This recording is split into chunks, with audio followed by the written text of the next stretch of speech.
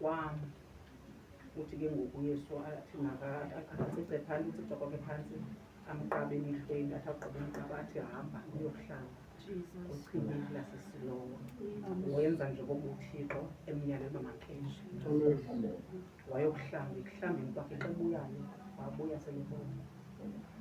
Ekuboneni kwakhe bayathiwa bambona abantu ebehlala nina, hayi mani lo mntu ebengangilo ebengaboni ihlela phana. Bayabuzabuzana bonke, athi omnye hayi ayinguye, athi omnye hayi singathi nguye. Kuthiwa ke ngokuphendule ke ngoku yena ke wathi lo wayengaboni. Uzwe njani uzube uba uphinde ubone? Ngicela ke ngoku uncedwe nguYesu. Ke waqaba udaka emehlweni athi makayokuhlamba.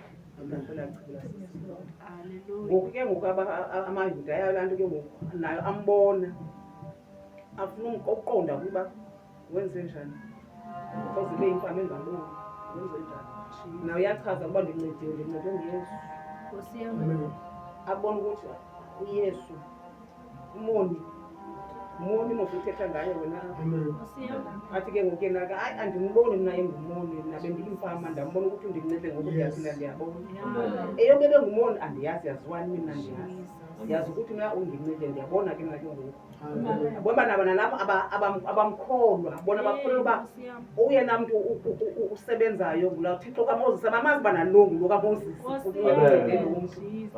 Kwafuneka ngoku mabaphinde kubizwe nabazali bakhe, ngokutsho kwale ncwadi makubizwe nabazali bakhe beze bazofuna uqomba lo ngunyana wenu nyhani na. Bayeza abazali, utata nomama bayabuzwa, bathi ewe ngunyana wethu, wenze njani ukuze abone. Bathi hayi asimazi, buzani kuye umdala oziphendulela ngokwakhe. Bonqe imba batsho boyikwa ukhutshelwa ngaphandle apha elizweni bakhupha, xa uthe wathi yakhutshwa. Wasithethela ngokwakhe ke yena, wathi benditshilo nje kuni ndathi ndincedwe nguYesu ukuba ndibone. Lona ithi nina ngumoni, Thixo akangoyimoni, ungumncedi wabantu. So ke ngoku apha nalapho naye kuthiwa apha ezantsi bethi nayifunda abazali kuthiwa naye baye bamkhuphela ngaphandle. Wamuza uThixo uyakholwa na? Wathi ndiyakholwa uba ungunyana kaThixo. uThixo ungumncedi nyhani ngamaxesha.